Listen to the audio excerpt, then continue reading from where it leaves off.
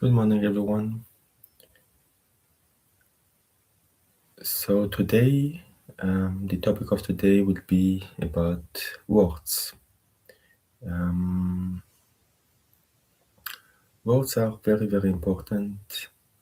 We know that whatever we say can have huge impact on people, on ourselves, also how we talk to ourselves and about others. And it can create a lot of conflicts, and it can also resolve conflicts. It goes both ways. And it's important to have positive talk, positive words. And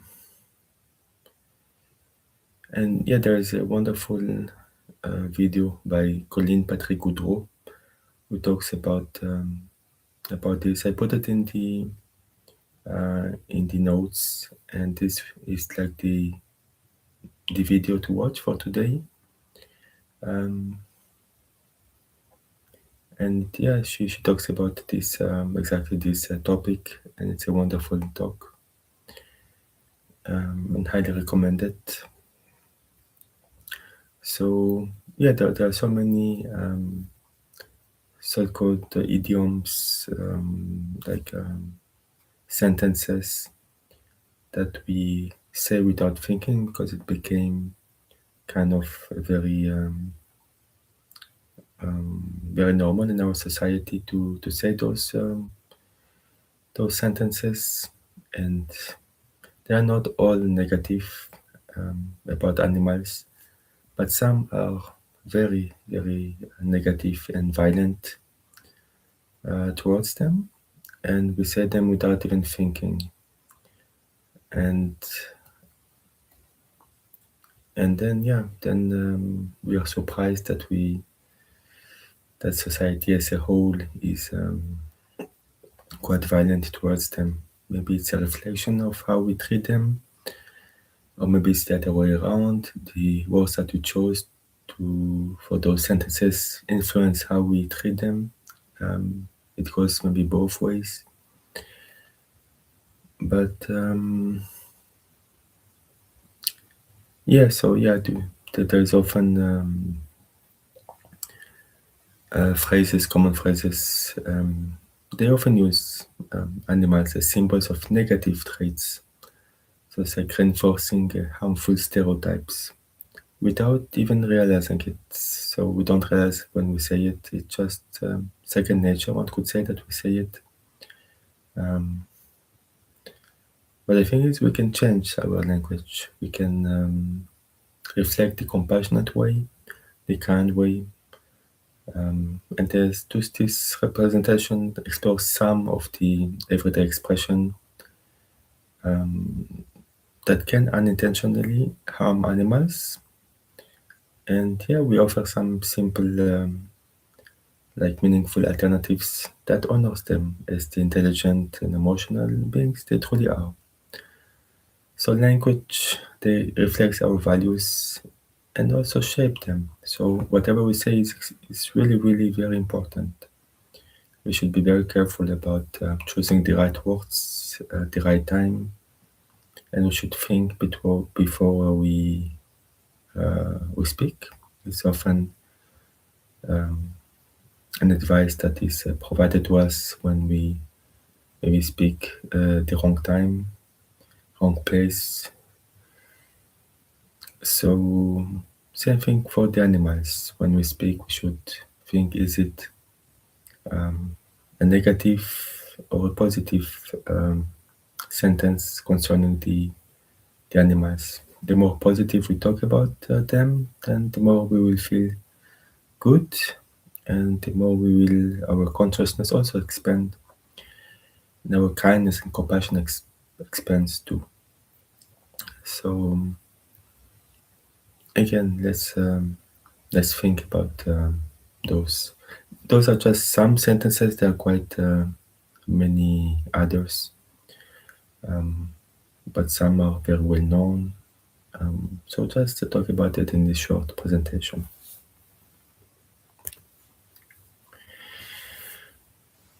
Yeah, so we often say like harmful things without really meaning harm. Um, all the phrases are really deeply embedded in our culture, and they are passed down through the generation without much thought. And we absorb them as children, repeat them automatically, and rarely question their underlying message. Maybe you would be surprised by some of the phrases that we will talk about in this presentation. Maybe we think, oh, yes, that is true. I say it very often, but I never thought about the meaning really of it behind, or rather um, the consequence also of it. Um, but yeah, we often use animals as insults or like symbols of like negative traits like stupidity, greed, or violence. And this is reinforces our disrespect towards them. Um, it normalizes the idea that animals are like inferior or exist solely for our convenience. So yes, so language is powerful. Um, it not only just reflects our attitudes, but it's really quite shapes them. It actively shapes them. So when we say things repeatedly, it becomes our own values, kind of. It becomes how we think, what we think. So compassion in words is really so important. Um, so let's continue. So yes, so animals are not insults. Clearly, they are very intelligent. They've they solve complex problems, even sometimes better than us, even much better than us.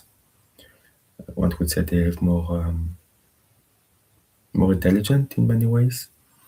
Maybe different kind of intelligence. Um, they can be way more compassionate than us. Um, they try to protect their families like us. So yeah, they're very emotional. We can see this very clearly with our own pets, like dogs, especially, and yeah, cats too. Cats are very individuals.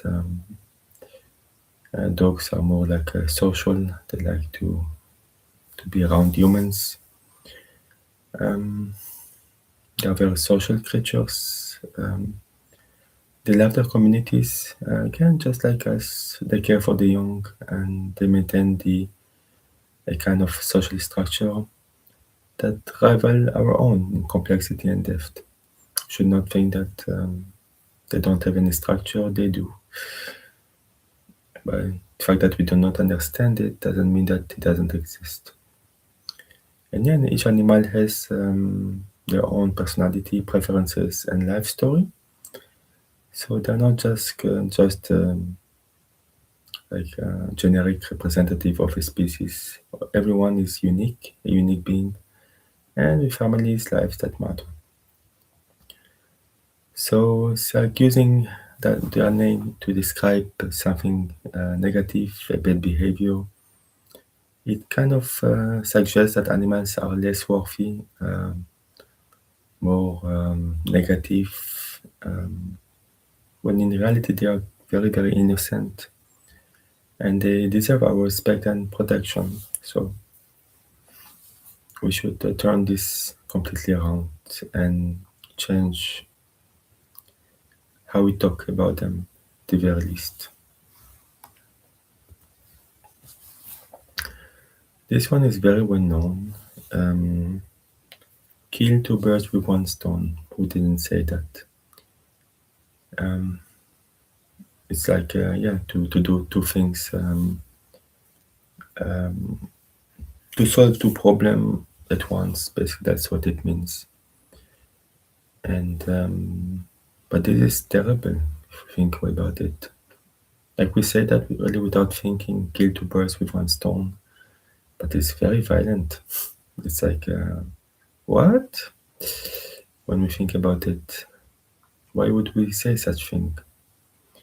But yet, this exact same sentence is said many, many times, over and over and over again, if you listen to conversations. And a person was just to say that, yeah, they solved maybe two problems with just one in one with one like a solution. So it's like suggest that hurting animals is just accepted for getting things done. And yeah, it's like suggest that we don't really care about birds. They are just byproducts, and we can kill them, and then it's okay. But it's not. It's very bad. So there are many alternatives that one can use. Yes, like feed two birds with one seed, or just very directly solve two problems at once. Very direct, very easy. Or get two things done in one go. That's also everyday language that everyone understands. No need to harm any animal in the process. Maybe one can also say to jump two hurdles with one, to pass two hurdles with one jump, something like that. One can invent many harmless idioms that could replace this, and let's make those the default. And especially when we teach our children, always be mindful of that. Never say those to them, with them, and replace them with those words with compassionate vegan sentences, vegan approved sentences, maybe animal approved.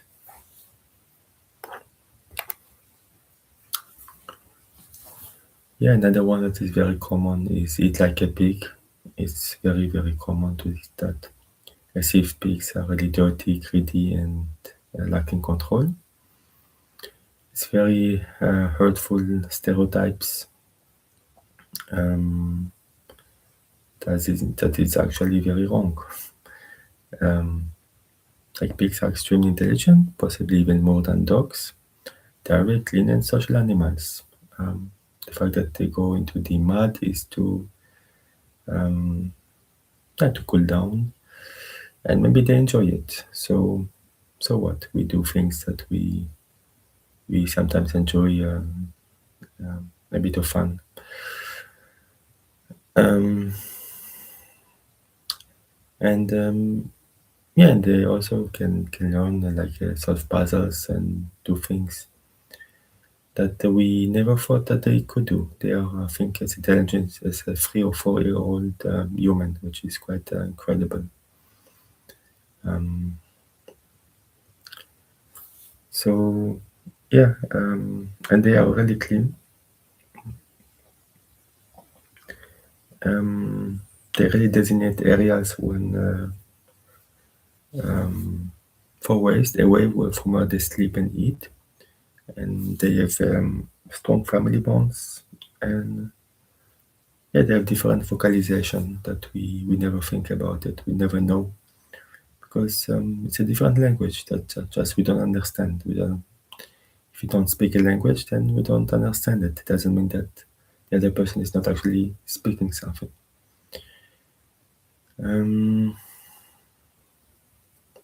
Yeah, and they eat with great appetite. What's wrong with that? And it's very simple, and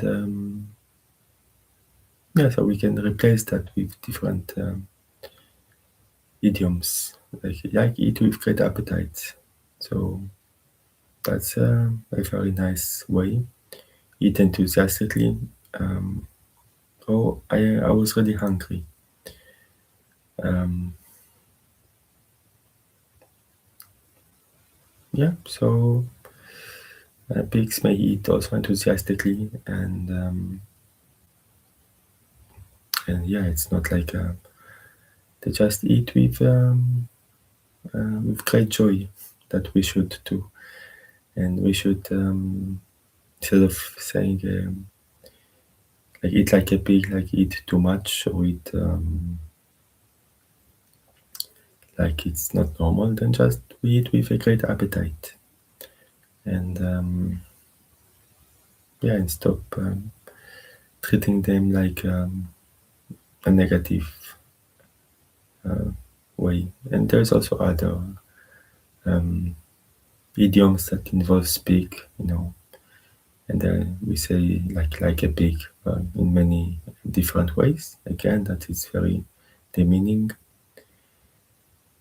and yeah, and they are remarkable beings. So we should stop saying those stuff. And even very intelligent and kind people can say it because it's so well known.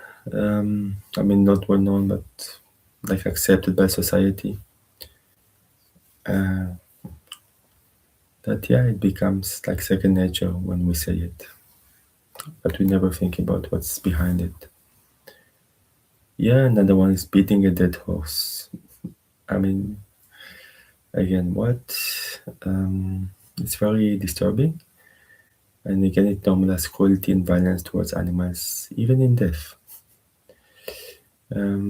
It's very shows a very senseless brutality and suggests that harming animals is an acceptable way to communicate frustration or futility. Um, why do we even say that? Isn't it true that we say that without even thinking and without, um, yeah, thinking about what it actually means? Um, and it desensitizes us to violence by making it like casual, forgettable, and commonplace in everyday speech.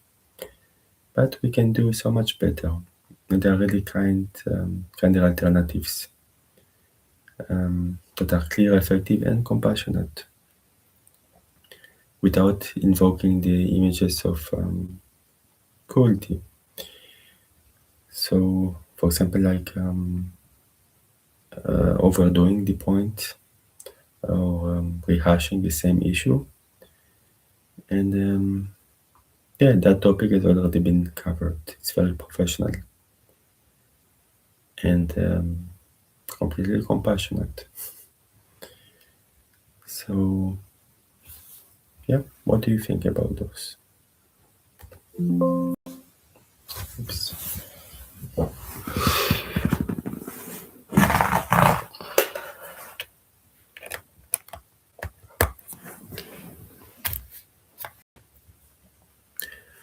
So another one is yeah, stubborn as a mule or dumb as an ox. Like implies that these hardworking animals are like slow, stupid, or unreasonably difficult, which ignores completely their true nature. And this is really very common now. We often say such things, and yeah, I mean mules and donkeys they are and oxes. They are very highly intelligent and they have excellent memories and they just have strong like self-preservation instinct. Um, and yeah, they will not do something that they consider perceive as dangerous. That's wisdom actually. And yeah, so they are very easy to convince. I mean, very easy to to to choose alternatives. And like for example, One is very persistent, hard to convince, set in their ways.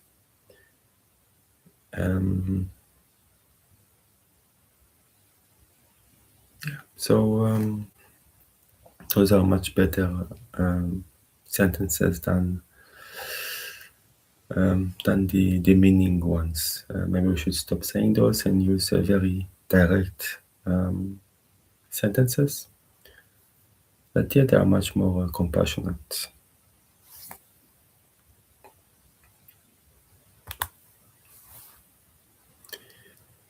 So yeah, there are many others, of course. One can think about those. Maybe it would be nice to write them down when one thought about one, just kind of for interest. Think for fun, how many of those violent idioms can we find in our everyday life, and try to find alternatives to them. Maybe tell our friends and family members to be careful about those, and stop making violence like normal, acceptable, or even clever.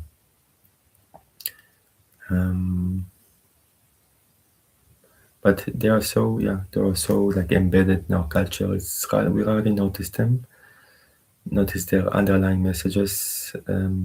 But once we do, we cannot unsee them. So I hope this presentation helps with that, and maybe makes us think a little bit more about what we say in our everyday life, and notice how it reflects on what we do also to animals.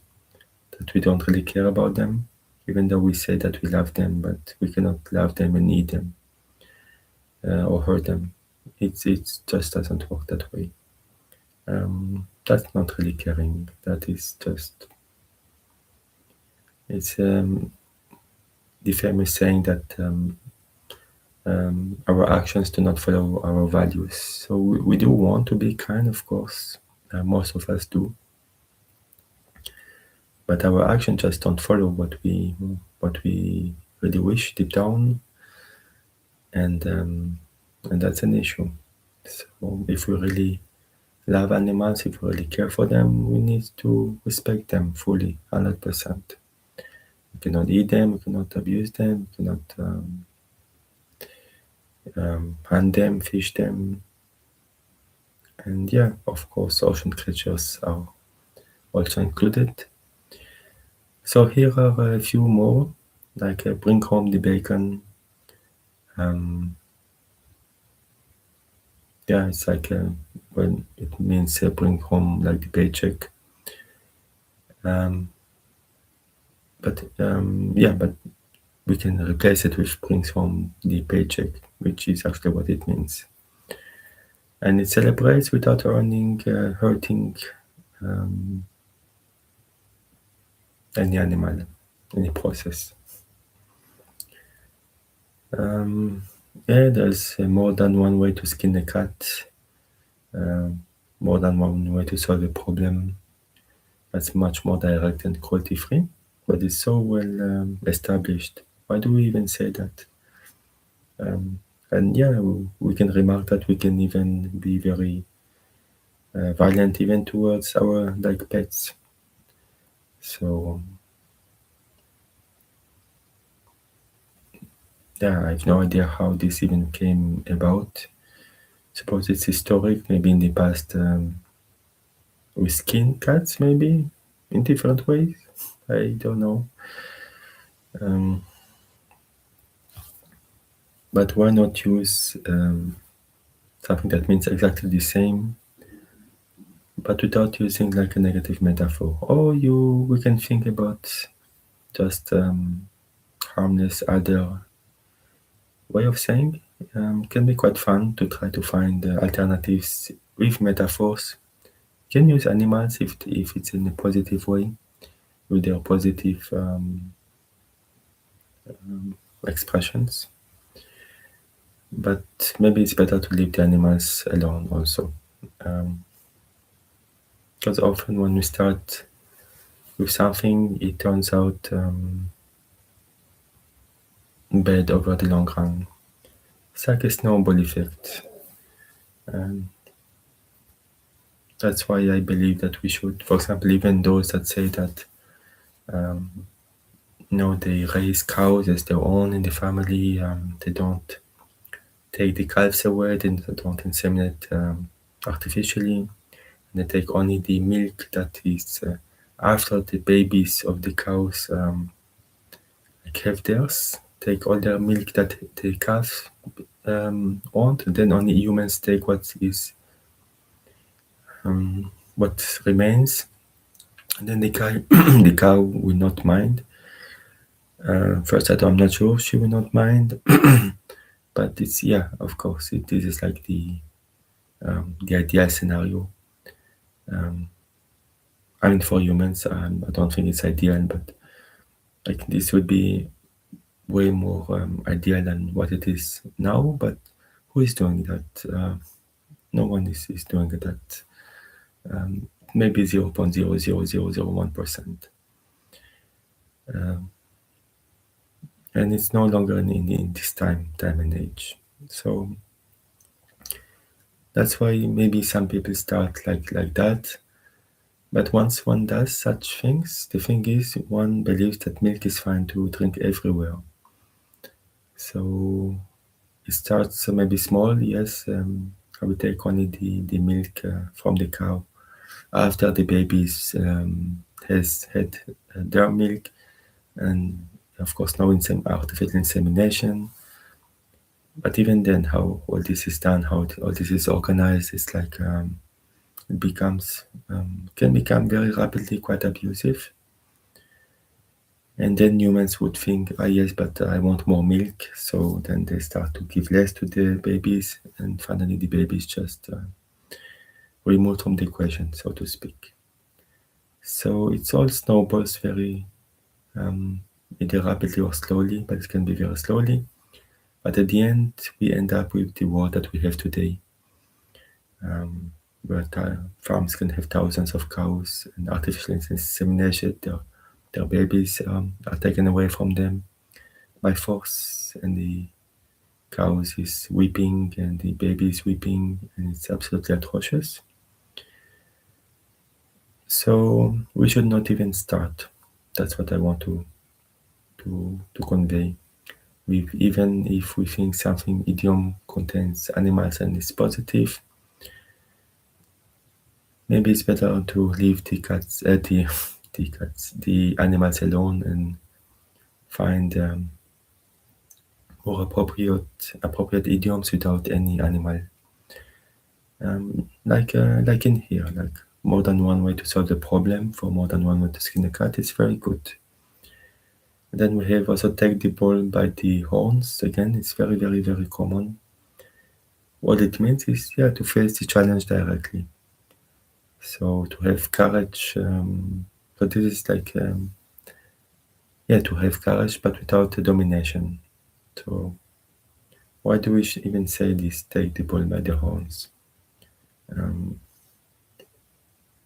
Do we need to be?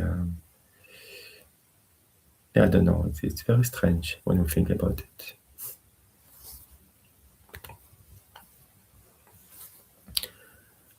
So compassionate language is very powerful. The word we choose matter more than we think. And when we shift our language to be more inclusive and kind towards animals, then we're doing something profound. So it's like expanding our circle of compassion, and again aligning our everyday speech with our deepest values. So a speech is a kind of action too. So we build empathy. We encourage us to see the animals as individuals worthy of consideration and respect, not as objects with different negative traits. And we align with values, of course, with our commitment to peace and compassion. We normalize respect, making kindness towards animals the default, not the exception. And and this costs nothing, and it changes everything. But it transforms culture one conversation at a time. It doesn't need to be perfect. We just need to be a little more aware. So it's like every conversation is an opportunity to practice kindness. And language is where it begins. Very, very easy. So something that we don't think about it often, but it is so true. Um, so yeah, so let's think about it.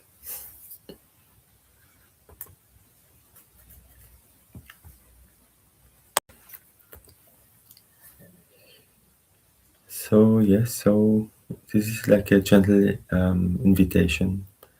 So next time when we speak, let's pause for half a second and ask, does this phrase reflect the kindness I want in the world?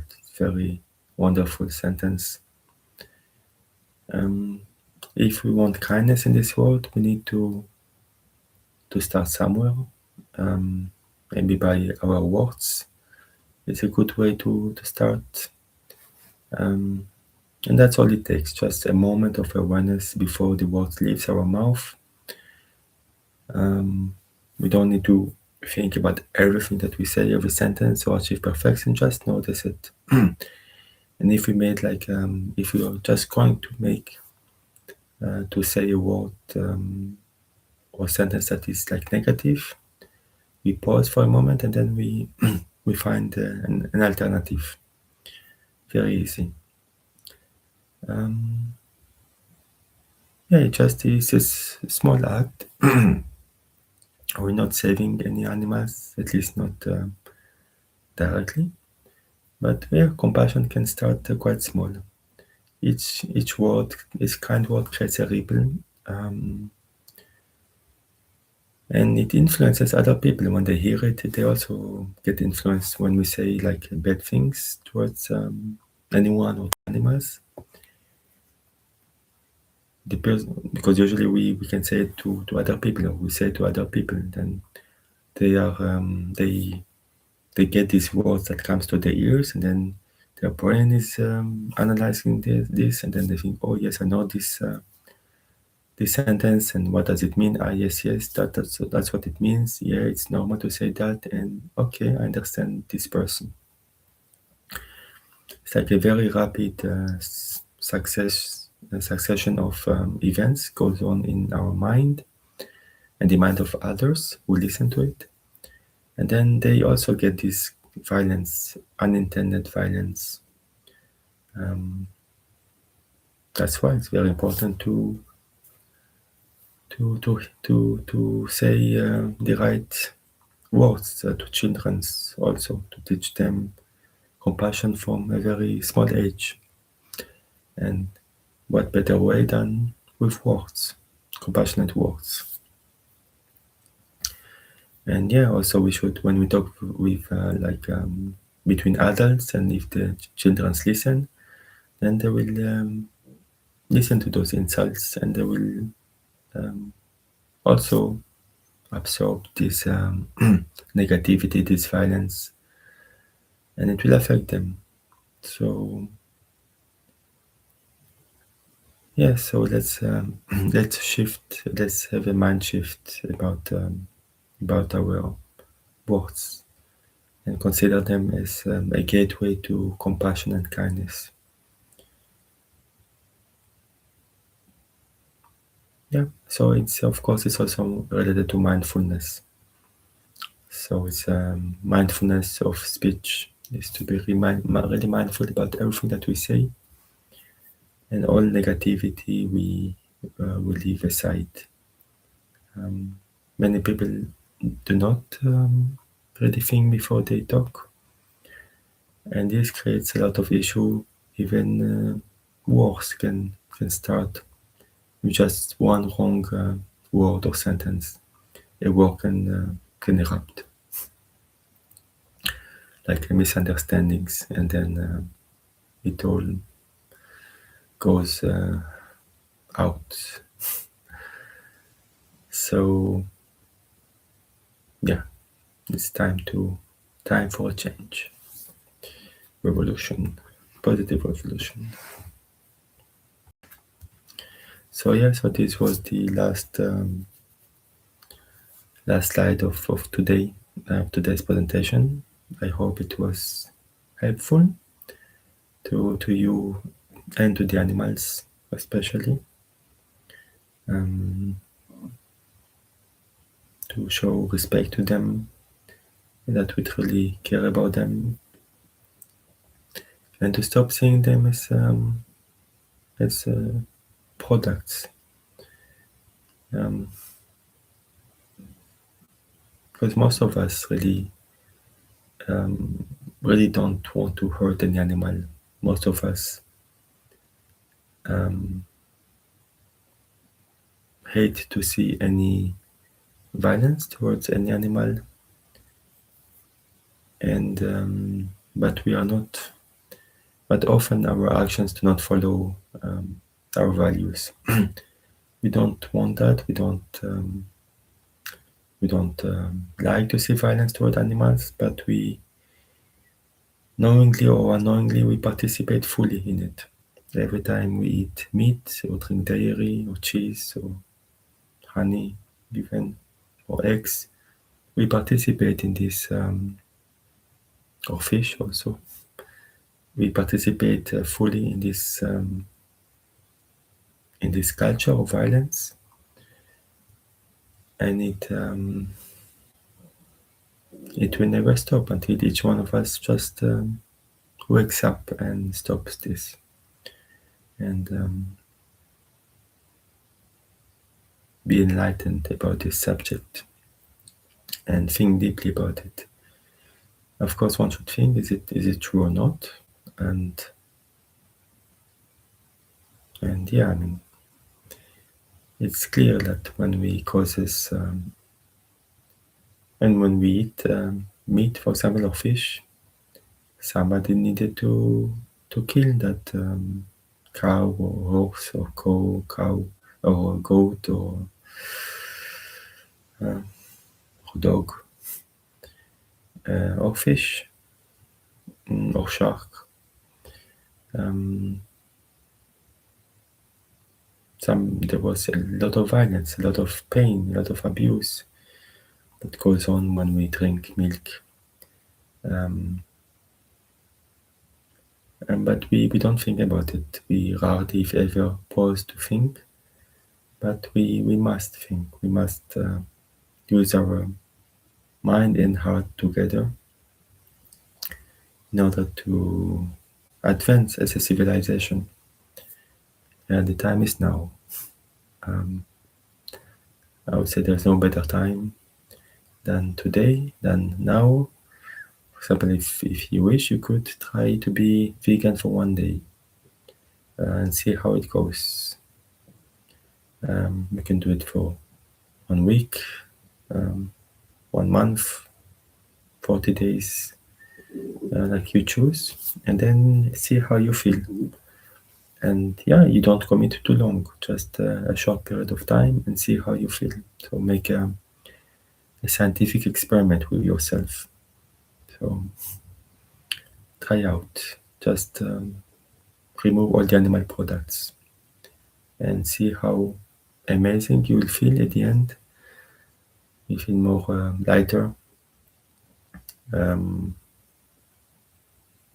something clicks, and for once it clicks in the correct manner.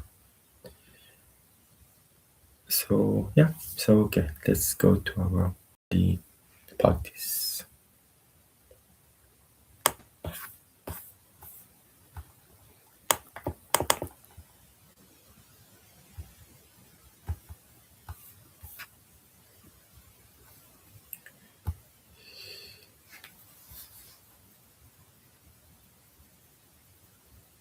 So good morning again. Let's start with our usual morning routine. We can say it's like a routine, like a habit, a positive habit that we have. Doesn't need to start at 3 in the morning.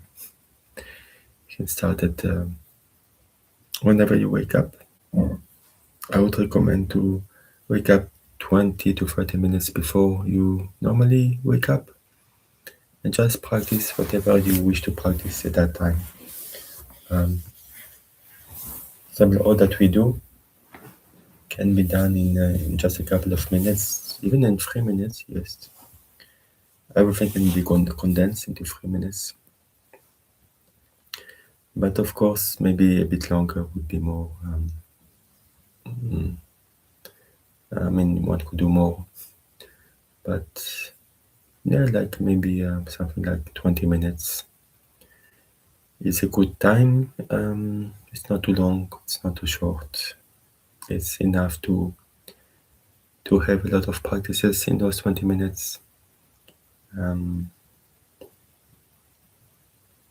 that would change one's life if that becomes a habit every morning to do some practice for oneself.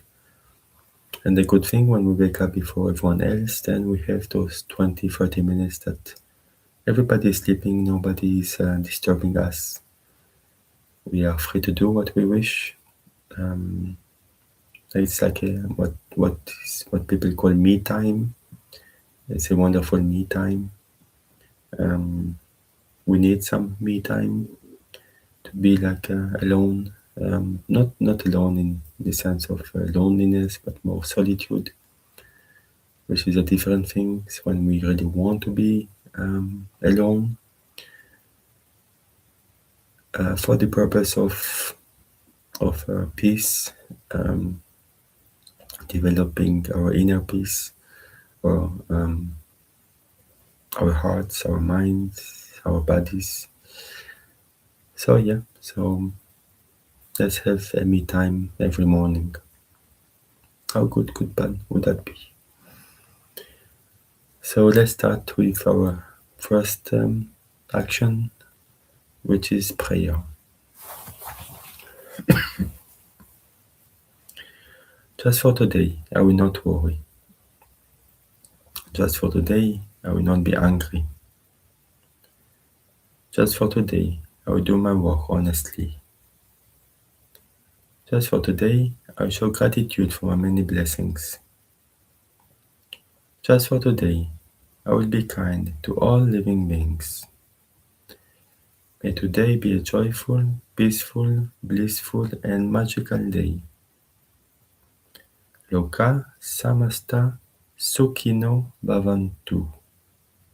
May all the beings in all the worlds be happy and free, and may our thoughts, words, and deeds contribute in some way to that happiness and freedom for all. Om Shanti Shanti Shanti. Om peace to all of nature, peace to all living beings, to all the animal people, to all the humans. And finally, peace to our own self, to our own mind. Om. And now we pass to the gratitude session. Just a couple of minutes of being grateful to anything and everything that we wish. So let's start now.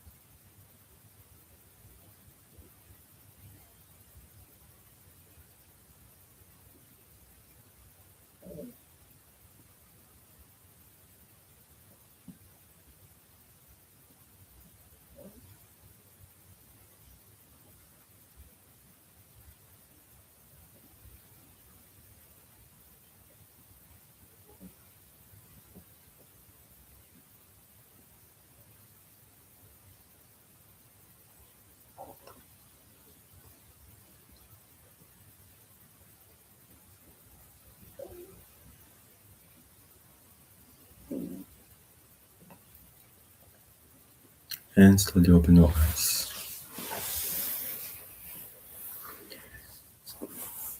So, yeah, so let's go to our next stage, which is some physical exercises. So we've established a very simple routine in the morning. So let's do that.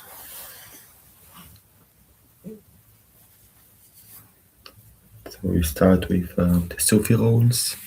So inhale chest forward, make it a circle, and exhale back.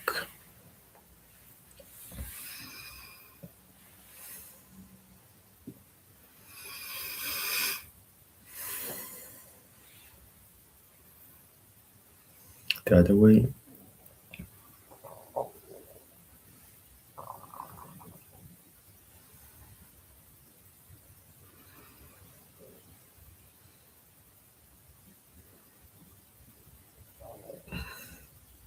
Come back to center. And the big bear. Inhale. Exhale, round.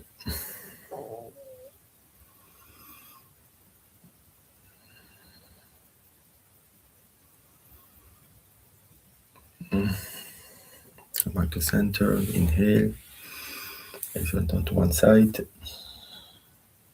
Inhale, extend the spine. Exhale, turn a bit more. Inhale, center. Exhale, the other side. Inhale, extend the spine. Exhale, turn a bit more. Inhale, come back to center. One hand on the mat or ground, and then one hand over and bend. And the other way.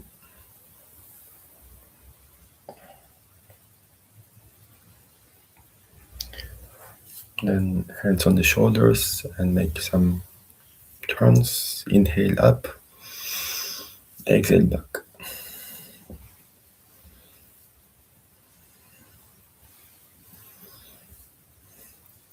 The other way.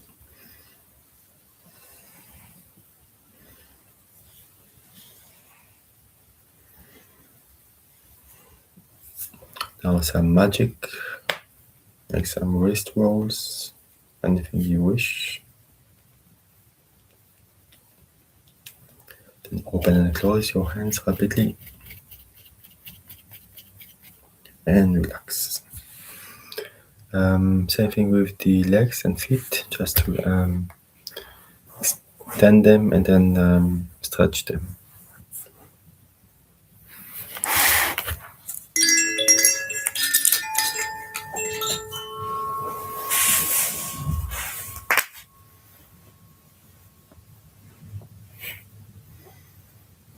Then grab one of the knee and turn to that side very gently. The other knee.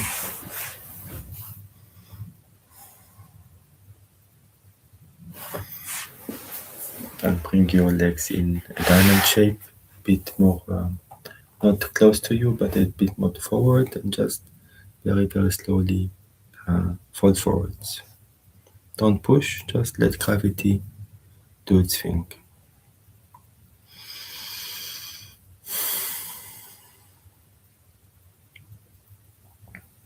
This is more the philosophy of Yin Yoga.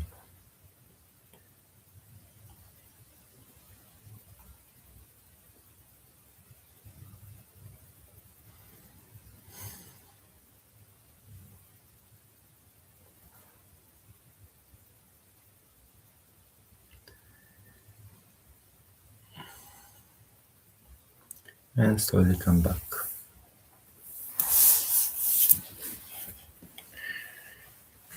So we've finished our physical exercise.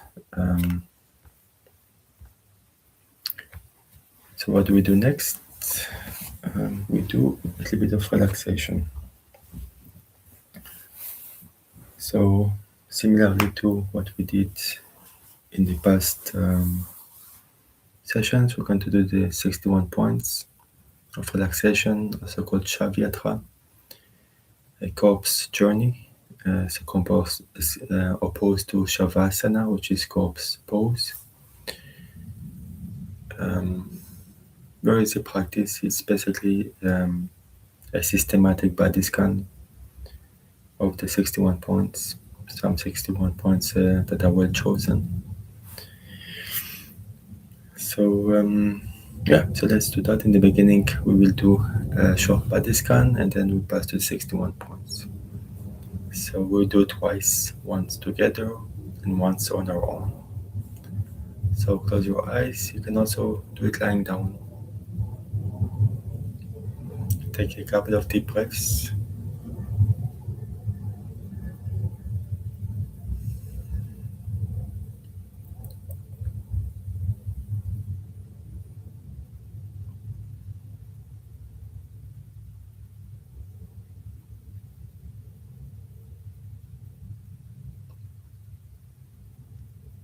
Now relax your neck.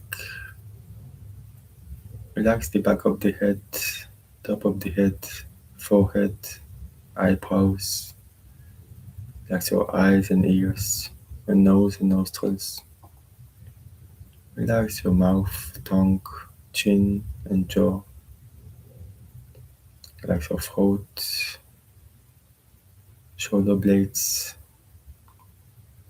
upper back, middle back, lower back.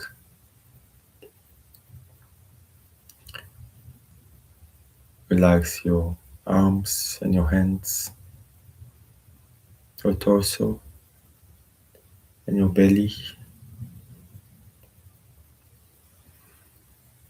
Relax your legs and feet and hips. Relax your entire body. Your entire body is relaxed.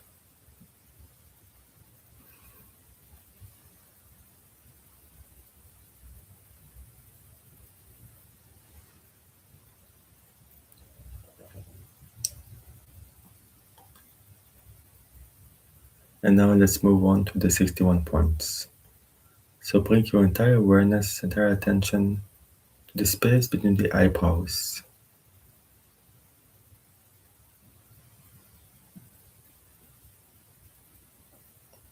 Then to the pit of the throat.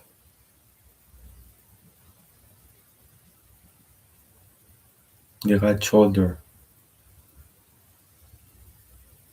right elbow, right wrist, tip of the right thumb, tip of the index finger, middle finger,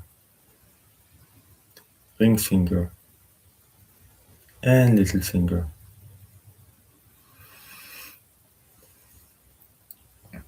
Back to the right wrist, right elbow, right shoulder, pit of the throat, left shoulder, left elbow, left wrist, tip of the left thumb, tip of the index finger, middle finger, ring finger, and little finger. Back to the left wrist, left elbow, left shoulder, pit of the throat, the middle of the chest, the right chest, middle of the chest, the left chest, middle of the chest, the navel, lower abdomen, right hip joint, right knee, right ankle, tip of the right big toe, tip of the second toe, third toe, fourth toe, and fifth toe. Back to the right ankle, right knee, right hip joint, lower abdomen, left hip joint, left knee, left ankle, tip of the left big toe, tip of the second toe, third toe, fourth toe, and fifth toe. Back to the left ankle, left knee, left hip joint, lower abdomen, navel, center of the chest, pit of the throat, and the space between the eyebrows. And just relax.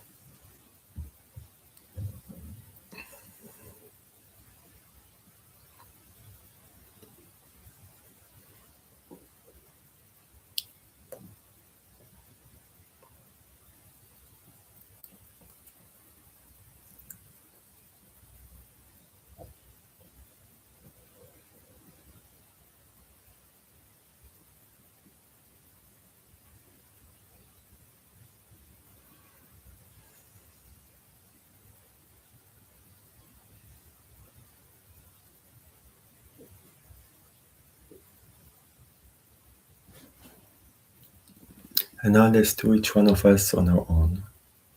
Only the 61 points.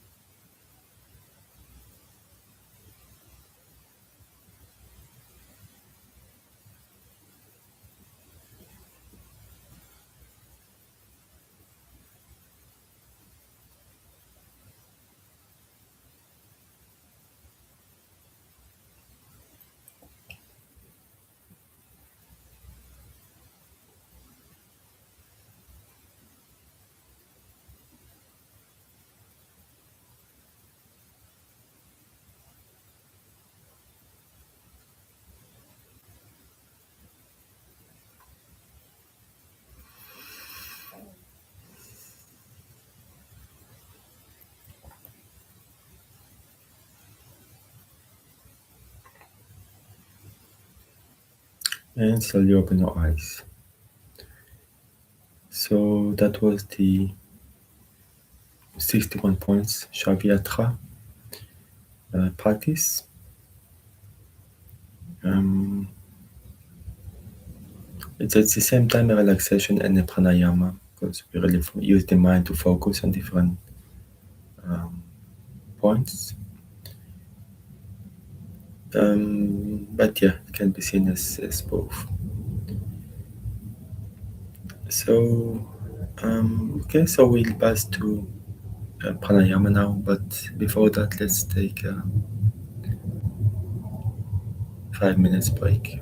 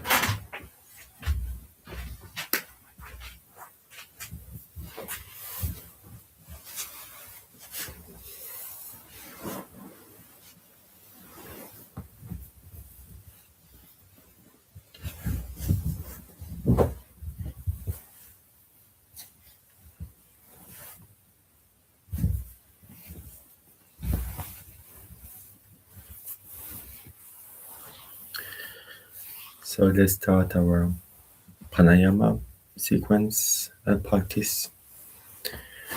So we're going to do similarly to the other days 3 practices. One is controlled breath, one is Nadishodanam, and one is Pramari. So let's start with the controlled breath. So the idea here is to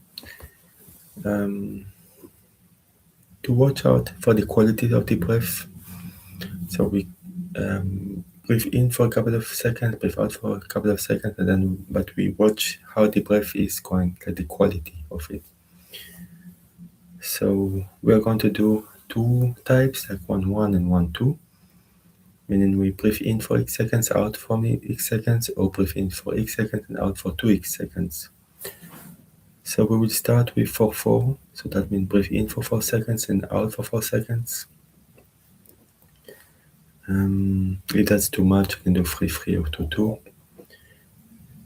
And the quality should be very smooth. So the breath should be without hiccups as much as possible, without pauses, no retention here. It should be silent, no ujjayi, and it should be from the nose and out from the nose. So we do not breathe in from the nose and out from the mouth. No. Just breathe in nose, out from the nose. No reason to breathe out from the mouth or breathe in from the mouth. The nose is made for breathing, the mouth for eating and speaking, and emergency breathing when we cannot breathe from the nose. Or we really need a lot of intake of air. After a long, big exercise, that's something different. But in everyday life, we should strive to breathe in and out from the nose. This is very good for our health, because the nose is made out to do that. It filters all the impurities. There's also nitric oxide, which is generated in the canal of the nose that we absorb, and then this is an important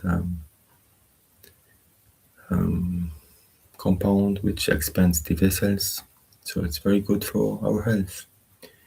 That's why we should strive to breathe from the nose.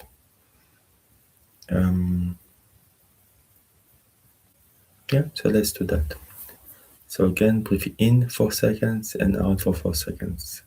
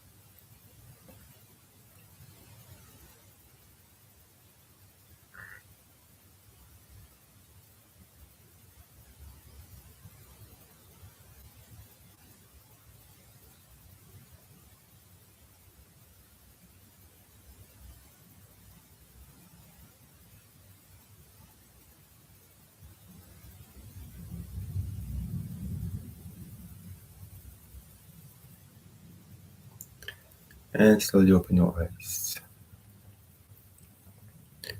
So that was the 1-1 controlled breath.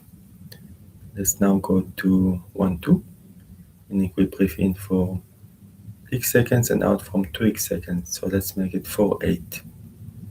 So breathe in for 4 seconds and out for 8 seconds. If that is too much, do 3-6 or 2-4. Do it, and we do it with the same quality as the previous practice. So let's start now.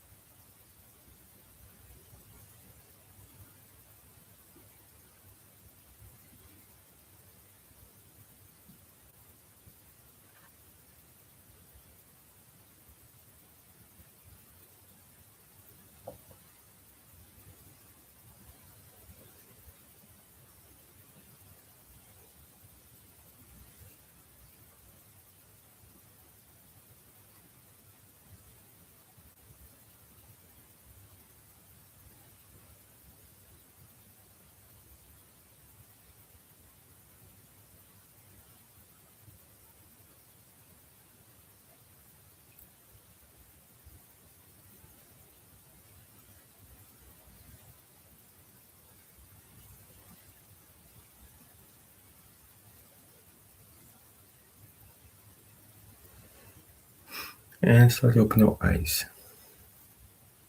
Take a couple of deep breaths.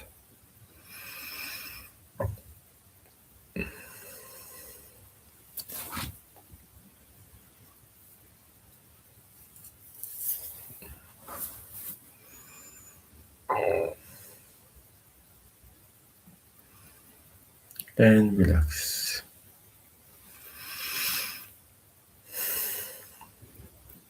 So let's pass now to the Nadi Shodanam practice. So the alternate nostril breathing. Again, we'll do it like the last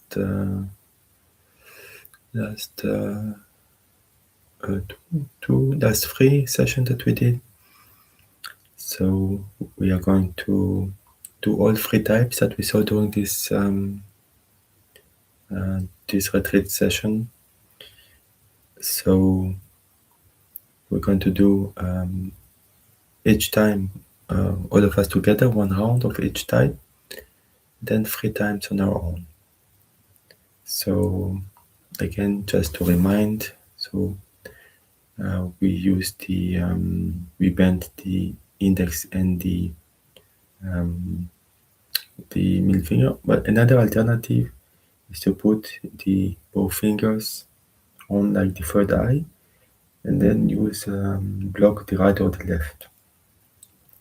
Maybe let's do that now. Instead of bending them, we just put the 2 fingers there, and with the thumb we block one side, and with the ring finger we block the other. So we do the first type. So first type is if you block the right, then exhale from left, inhale right, exhale left, inhale right, exhale left, inhale right, exhale right, inhale left, exhale right, inhale left, exhale right, inhale left. So we always start with the exhale and we finish with the inhale. It's kind of a circular breath. So let's do that. So just inhale first, exhale, inhale to start. So both fingers on the third eye, block right, exhale from left. Block left, inhale from right. Switch, exhale. Switch, inhale. Switch, exhale. Switch, inhale. Exhale from right. Switch, inhale. Switch, exhale. Switch, inhale. Switch, exhale. And switch, inhale. And relax. So that is one round. Second round would be do the same, but we start from the other nostril. And third round would be again with the same nostril as the first round. It's the starting point. So let's do that now. Each one of us at our own pace for 3 rounds.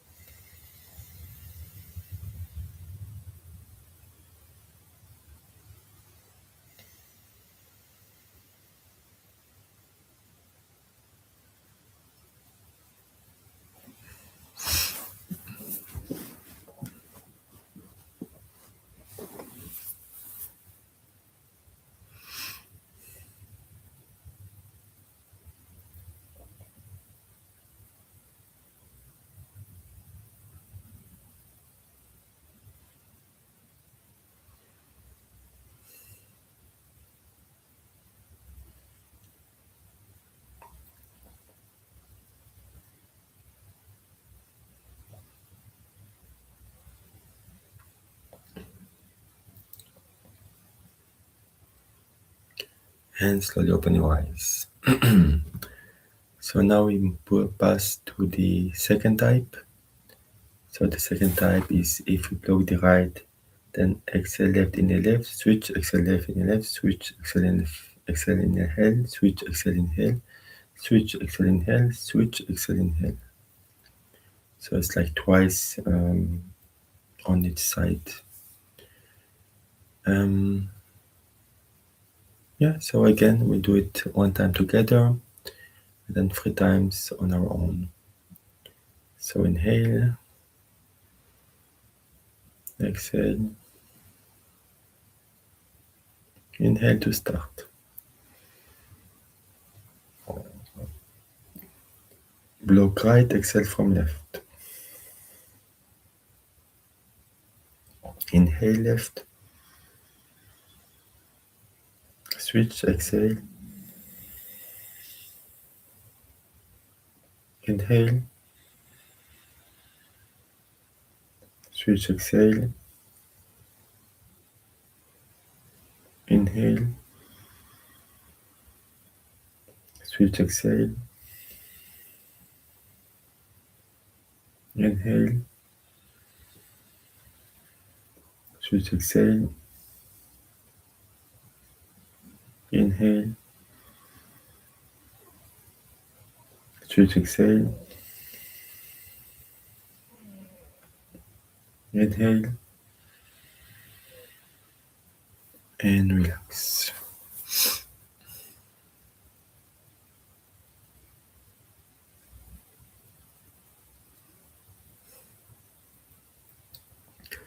So this was just one round. If you make 3 rounds, each round starts with the opposite nostril. And yeah, take a couple of seconds rest between each round, and let's do it all on our own, in our own pace, for 3 rounds.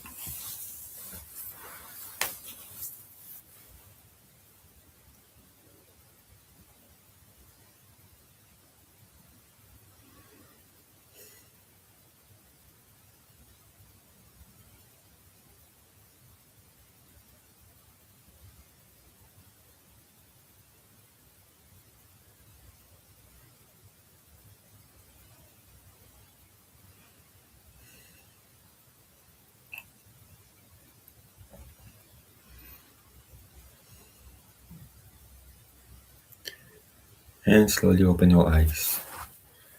So now we move to the third type, last type. So if we block the right, then exhale left, in a left, exhale left, in a left, exhale left, in a left, switch, exhale, inhale, exhale, inhale, exhale, inhale. Try it like um, many times on each side. So that is one round, and let's start. Let's do it together. So inhale, exhale, inhale to start. Block right, exhale from left. Inhale left, exhale, inhale, exhale, inhale, switch, exhale, inhale, exhale, inhale, exhale, inhale, and relax.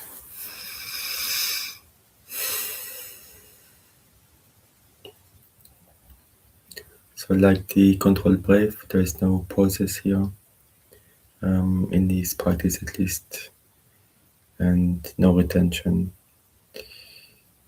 And yeah, we take about maybe 4 seconds each inhalation and exhalation. So let's do it all together. I mean, each one of us on our own for 3 rounds.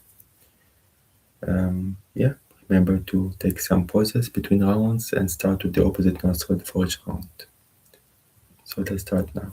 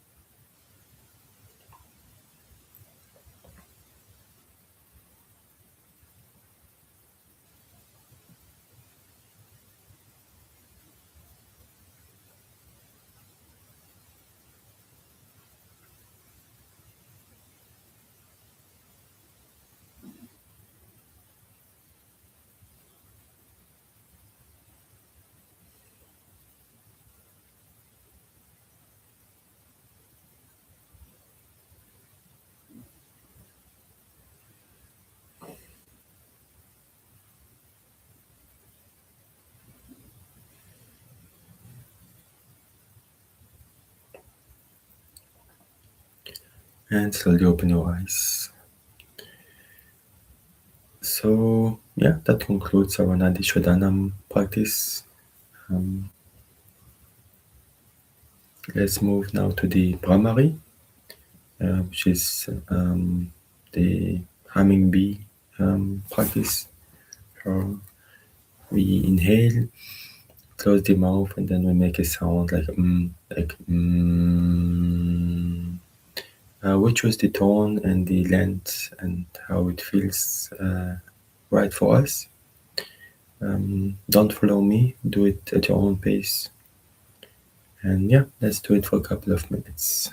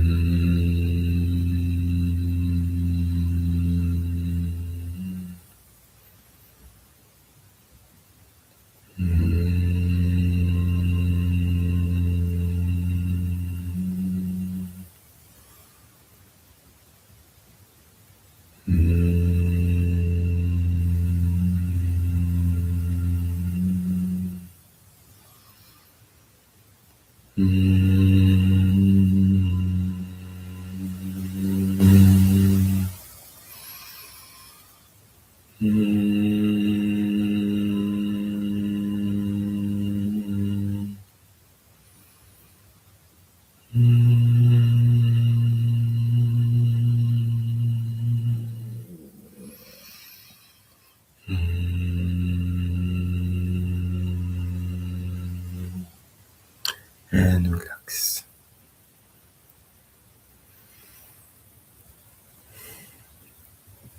So this is very relaxing to the nervous system. It's good to do if you have trouble going to sleep, so it can be done before going to sleep. And it should help to go to sleep in easier. Okay, so now we we finished all our pranayama part, and we will move to the self-dialogue aspect. But before that, let's take 5 minutes break.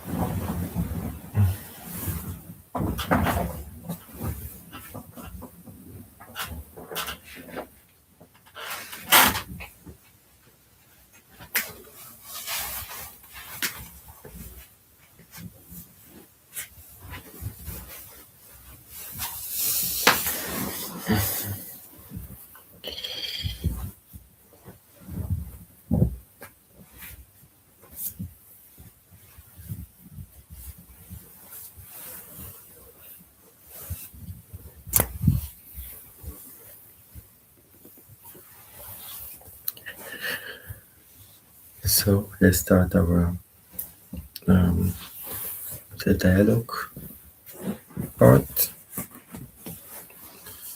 which is about talking with ourselves in a positive, constructive way. So I know I talked about it a lot in the previous sessions, but like always, in this retreat, it's kind of self-contained. Each session is a self-contained session. So I just go over it briefly. So self-dialogue again is when we talk with kindness to our own mind, our own higher self. We try to be as constructive as possible, not being negative in any way, and yeah. So there are many ways of doing it, of talking with the mind, many different topics, like general topics. One is prayer. Prayer is a kind of self-dialogue where we talk either to a higher entity, creator, or to our own higher self, or to nature. Doesn't matter. One doesn't need to believe in God to pray. It can be like a wish, like the law of attraction, that whatever we think comes to to happen, um, more or less. So we need to think positive. So we have good wishes to all, and yeah, we wish, if anything, just expand our own heart to include all beings. So yeah, so that is prayer. Can be either pre-made or self-made. Pre-made means we take it from a tradition or a scripture, religious scripture, or spiritual book, or a poem maybe. And yeah, that is okay. Another type is where we make up each prayer is a creative endeavor. So we create this prayer on the fly. Whatever we want to say, we say it inside our own mind, not out loud. You can say it out loud, but it's more in our mind usually. At least when it's a meditative tradition. So yeah, so prayer. The other type is gratitude. So what we do every morning, that's self-dialogue, a wonderful one, and a very important one. Yeah, being grateful is wonderful. It's considered to be the mother of all virtues, but I would also include kindness in it. For me, kindness and gratitude are very much complementary. Because from those two, I would say everything is born. All the good virtues are born from those. Kindness, if one is kind, why one will not steal, one will not kill, one will not do anything bad to anyone, because one is kind. That's the definition of kindness, to wish well to all, basically. So no need for of any commandments, no need for any precepts. Just kindness is enough, one could say. And all the other ones are basically aspects of it. And gratitude is also a bit different, so both of them are complementary. Gratitude helps with humbleness, humility, seeing that we are all one and that we all depend on one another. So it's a bit different than kindness. That's why both of them are complementary. Um, yeah, so gratitude session is wonderful. And then we have like affirmations that one can give, like positive affirmations. There are many types of affirmations. It's quite easy to find those, and there are books about it. And they're kind of like prayers, but more like affirming them. So it's a bit maybe different than prayer, but it's one could say they're complementary. And then we have contemplation on higher truths, like who am I not, and like what are we, why am I me and not new? Why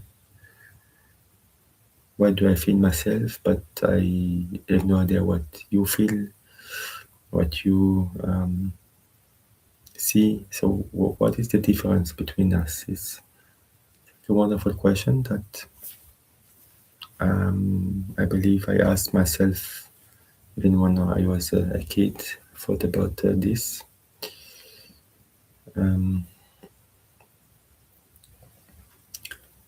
And it's an interesting thing to ponder upon. What exactly are we? And so this is the unraveling of the spiritual path, to try to answer that question, that single, unique, wonderful question. What are we? Who are we? Who am I? Who are you? And through unraveling this mystery, we come to find out that we are a wonderful, conscious, self-luminous entity that exists, that is existed. I mean, that it exists. It's not a fantasy, and the brain is not. The brain is just an instrument that this divine entity is using in this world, as well as the body. So this body and minds are extremely useful, extremely important. We cannot function. By we I mean our soul cannot function in this physical universe without this body, without a physical body. It needs it. So it's wonderful to take care of it. It's like it is said in the scripture that God lives in one's heart. I mean, not the physical heart. It's just kind of a metaphor. That we all have, like God resides in there in us, and that God is basically our soul, our own soul, our awareness, consciousness. And that's why we need to take good care of this instrument that we've received as a gift. It's a very wonderful instrument, one of a kind. But we need to understand why also we received this instrument, this gift. And it's not just enjoying life, nothing wrong with that. But it is, there's some higher purpose. And one of the main purposes is the expansions of one's heart to include all compassion towards all living beings, to do what's right, to develop virtues in our heart and mind, and so that we can accelerate our spiritual development, and then we can have many wonderful experiences in time. So that is contemplation, just thinking about it. We don't have the answer necessarily. It's just like a pondering upon it, like thinking, as we say, in the back of our mind, we have this "Who am I?" question that may pop up from time to time, and then we can ponder upon it. And also, who am I not? It's easier things to answer. It's like we are not our profession. We are not. We don't have also the material things that we believe we have. I mean, we came to this world with nothing, and we live with nothing. So everything is temporary, but not in a negative way. Just we are like visitors here. When you go to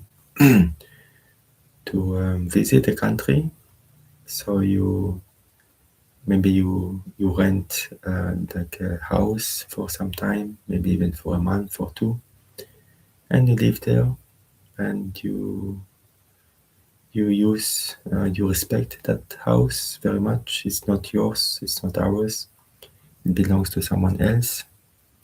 And then when we leave, we try to make everything right. So we put everything together.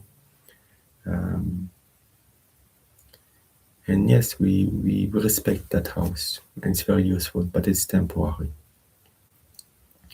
So similarly, our life on Earth is also temporary for all of us, and it is fine.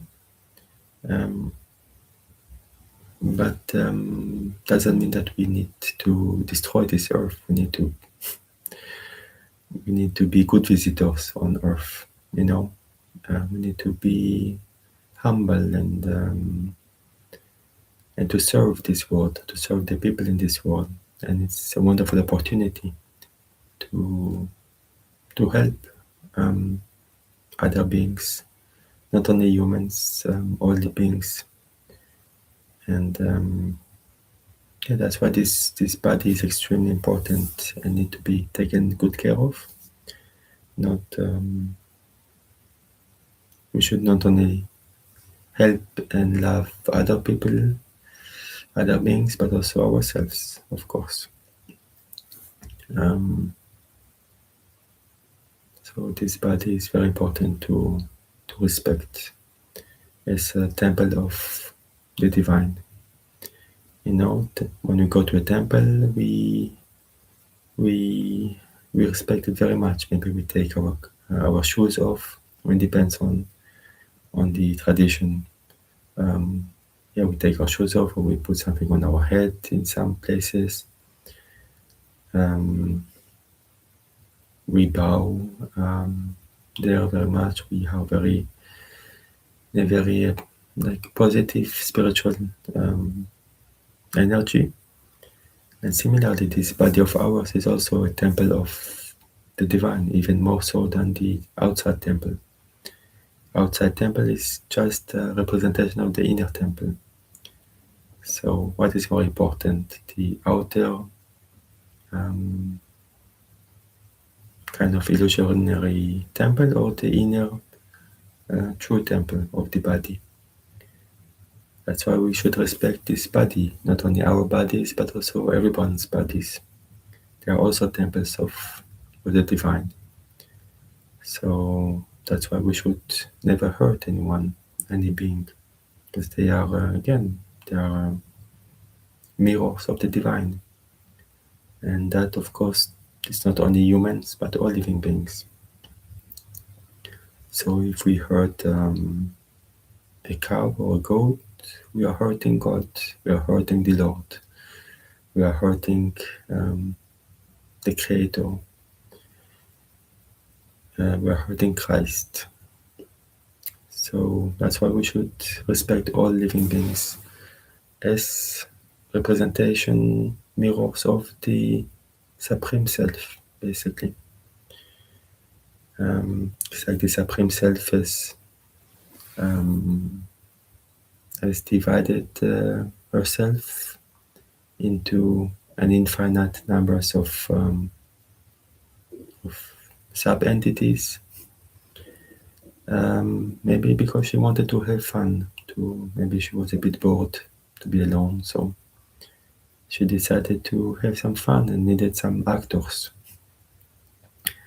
And since she alone exists, then what can she do but split herself into infinite numbers of sub-beings that are basically mirrors of her own self.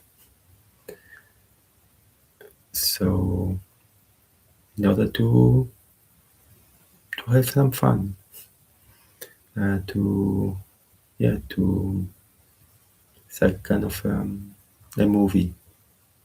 So we are a movie of the divine, and we are both the actors, producers, and everything in between. So let's be good actors and respect it all. So maybe that was a mouthful. So that was about contemplation. Then the next part is self-counseling, where we counsel ourselves in any way, like what we need to do, what is our goal in life or goals. Doesn't need to be just one goal. Are we more into the spiritual goals or more the material goals? All is fine. But the spiritual goals may be the more pressing of nature. So to develop virtues is extremely important.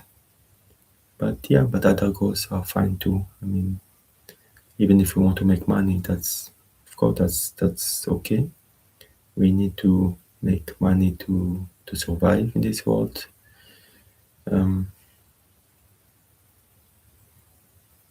as long as earning money in the correct and right way, and then we can use this money to help ourselves, family, and community, then that is very positive. Nothing wrong with being rich and being able to help people. I am not rich, but I wouldn't mind to be rich so that I could maybe create a vegan chain, like a vegan restaurant chain like McDonald's, but a vegan McDonald's, or to help those that actually do those kind of things. That would be wonderful. I think that's what rich people should do. They should encourage, create vegan like restaurants and maybe supermarkets, vegan supermarkets, and encourage, make promotion for the vegan lifestyle, for the compassionate and kind lifestyle. So money can be very positive things if used wisely and correctly. Of course, it can also be used negatively. Because maybe many people don't know how to use money or what to use it for. But if we develop virtues and wisdom, then we will know better what to do with money in this world. So that's the thing, is to know what we want very much, because whatever we know that we really want in life, then it has a lot of chance of materializing, of happening, whatever that may be, spiritual or material or anything else, or just a cookie. Maybe we really want a cookie, to eat a cookie now. That is perfectly fine. So we just go and grab a cookie. And we satisfy that desire, which is nothing wrong with it. So that is self-counseling. And finally, we have friendship with mind, where we are just friend with the mind. We make friend with the mind. We consider the mind as our best friend, and we yeah, we respect our mind and we talk with the mind positively. So yeah, so those are like the main um, subject of dialogue that we could have. There may be more, of course, um, but these are just like the big ones, maybe. So let's do that now for 9 minutes. So for 9 minutes, we'll do self dialogue, and like we decide what we want to talk with ourselves. Um, can be also many of those, not just one.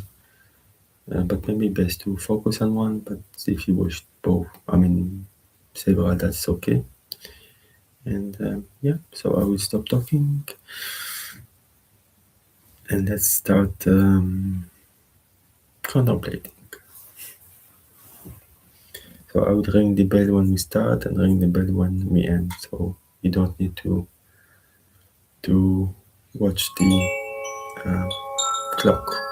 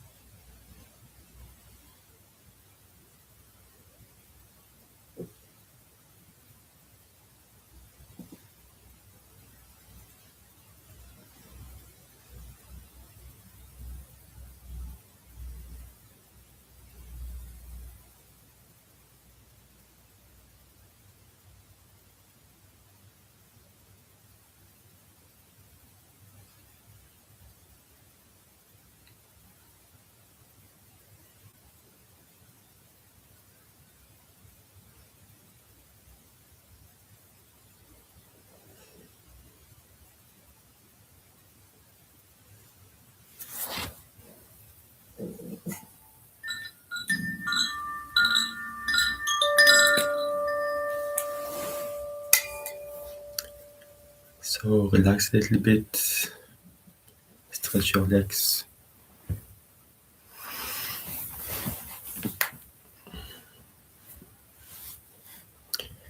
And prepare for the meditation part.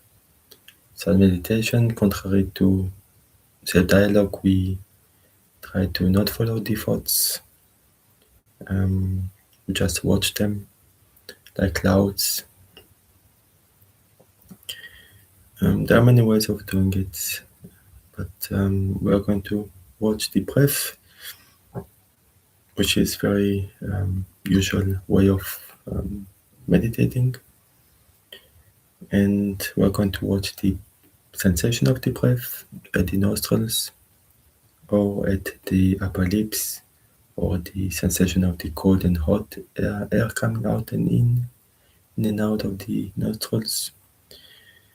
Can even be the abdomen expanding and coming in and out. That can also be an object that is linked to the breath.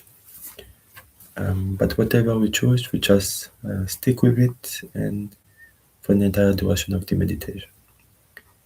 We try to be as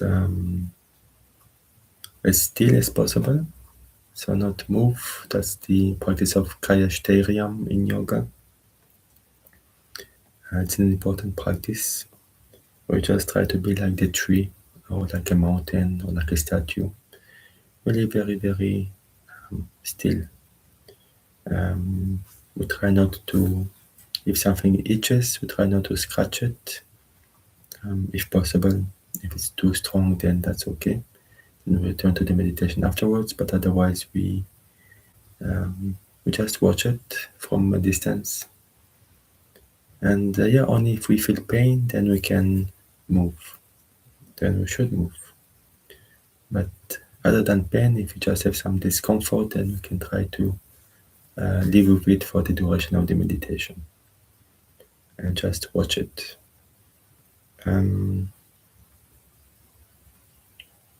So we do that. Then we don't control the breath, very important. It is just very natural. It's like watching somebody else breathing, and similarly we should, like our awareness should just watch ourselves breathing. Then to help to stabilize the mind, we can think in when we inhale and out when we exhale. We can also count from 1 to 5, then back to 1 each time we inhale and exhale. And if we have like a train of thoughts that come, we can think some words like thinking in order to acknowledge that we have thoughts, and then this will like get us back to our help us to get us back to our object of concentration. So let's do that. Let's try to do that.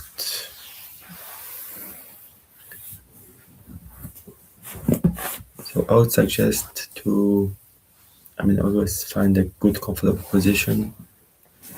If sitting down is not comfortable for you, use a chair. Just try to keep your head, neck and trunk aligned and straight, more or less, not completely like a rod, but really quite relatively straight. If you sit on the ground, I would suggest to use a cushion always, to elevate a little bit your hips and your body so that it's easier to sit. There's no reason to really try to be perfect and without any cushion or anything. If you can, that is good.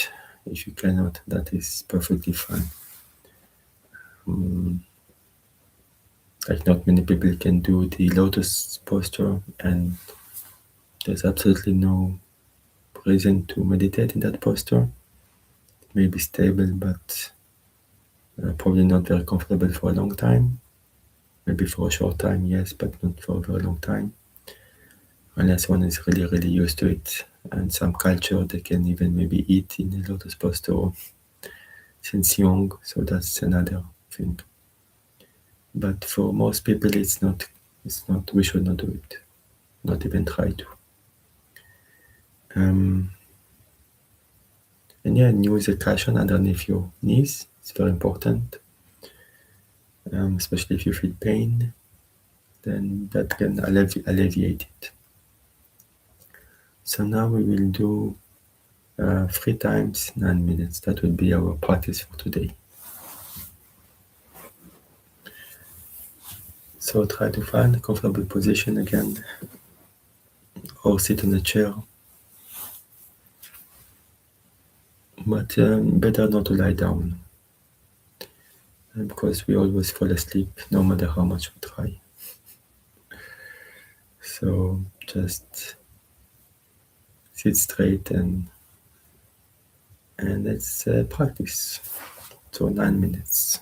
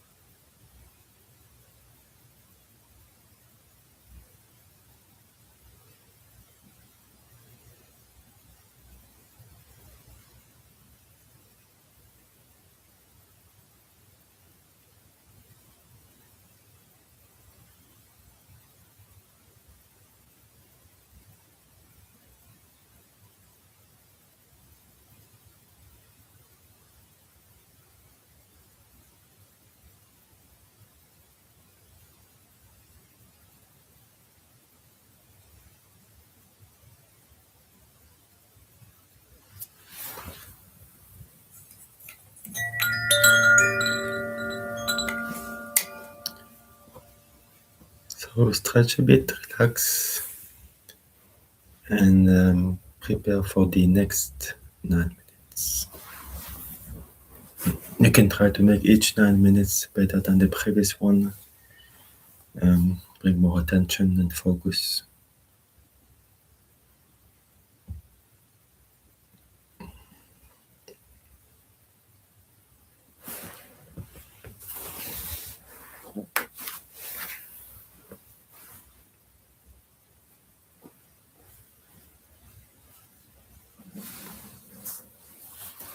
Okay, let's start.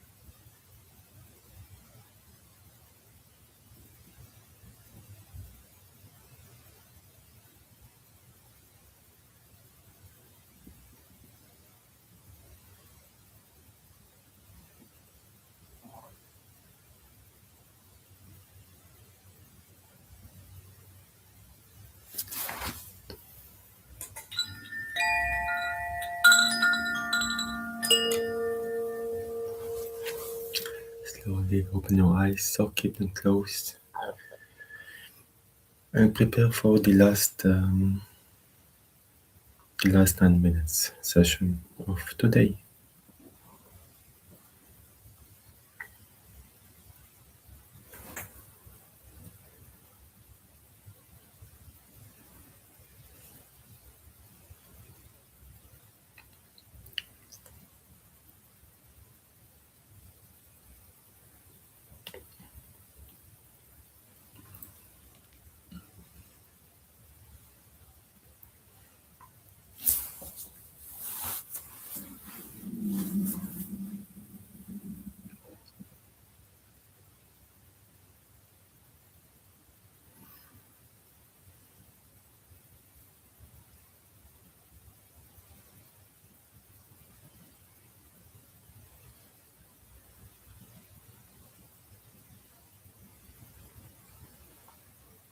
Okay, let's start now.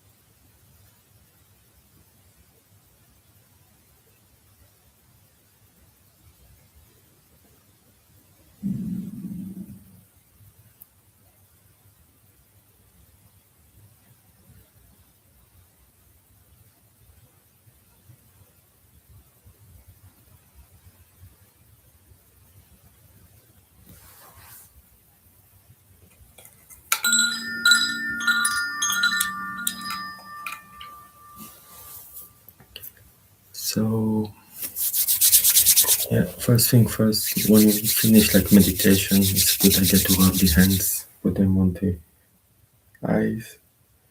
Even before opening the eyes, just open the eyes in the darkness of the hands and slowly come back. That's like a good ritual to have. So today, what we saw in the presentation was about the idioms and common phrases that are used by most of us, and many of them are very violent towards the animal people, and this becomes a very common things, and then that influences our thoughts and our actions also. So we should be very careful about them. Some common ones are like kill two birds with one stone. It's so violent when we think about it, and we say it without thinking. And yeah, there are many ways of replacing that one. Yeah, just saying, doing two things in one go, or anything else, and also like eat like a pig. That's very demeaning, and we always say that in a negative way. But we can replace it like eat enthusiastically.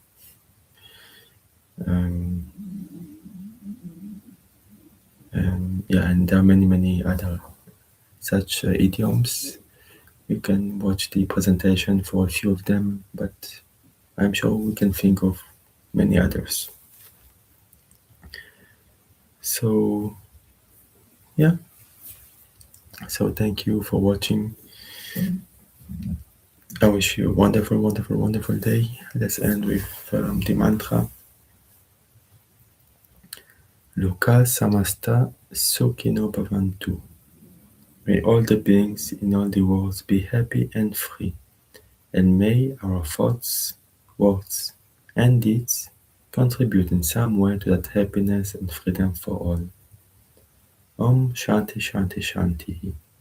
Om peace to all of nature, peace to all living beings, to all the animal people, to all the humans, and finally peace to our own self, to our own mind. Om.